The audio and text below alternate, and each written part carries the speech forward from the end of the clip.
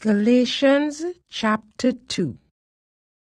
Then 14 years later, I went back to Jerusalem again, this time with Barnabas, and Titus came along too.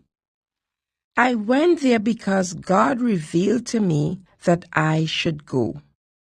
While I was there, I met privately with those considered to be leaders of the church and shared with them the message I had been preaching to the Gentiles.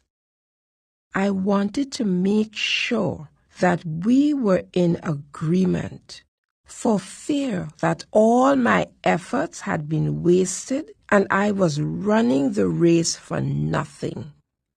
And they supported me and did not even demand that my companion Titus be circumcised, though he was a Gentile.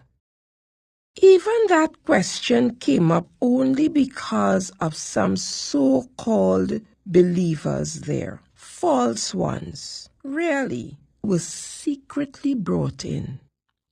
They sneaked in to spy on us and take away the freedom we have in Christ Jesus. They wanted to enslave us and force us to follow their Jewish regulations. But we refused to give in to them for a single moment. We wanted to preserve the truth of the gospel message for you. And the leaders of the church had nothing to add to what I was preaching. By the way, their reputation as great leaders made no difference to me, for God has no favorites. Instead, they saw that God had given me the responsibility of preaching the gospel to the Gentiles, just as he had given Peter the responsibility of preaching to the Jews.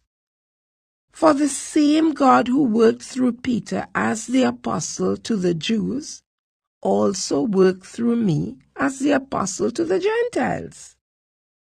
In fact, James, Peter, and John, who were known as pillars of the church, recognized the gift God had given me, and they accepted Barnabas and me as their co-workers.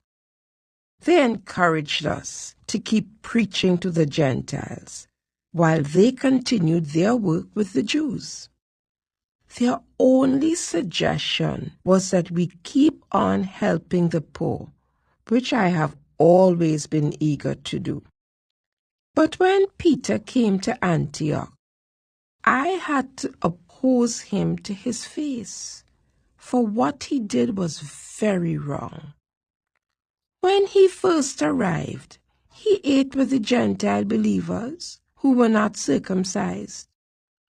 But afterward, when some friends of James came, Peter wouldn't eat with the Gentiles anymore.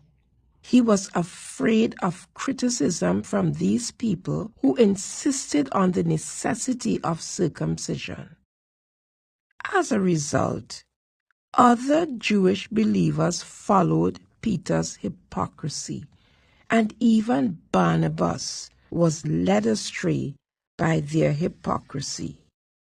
When I saw that they were not following the truth of the gospel message, I said to Peter in front of all the others, "Since you, a Jew by birth, have discarded the Jewish laws and are living like a Gentile, why are you now trying to make these Gentiles follow the Jewish traditions? You and I are Jews by birth, not sinners like the Gentiles. Yet we know that a person is made right with God by faith in Jesus Christ, not by obeying the law. And we have believed in Christ Jesus, so that we might be made right with God because of our faith in Christ, not because we have obeyed the law.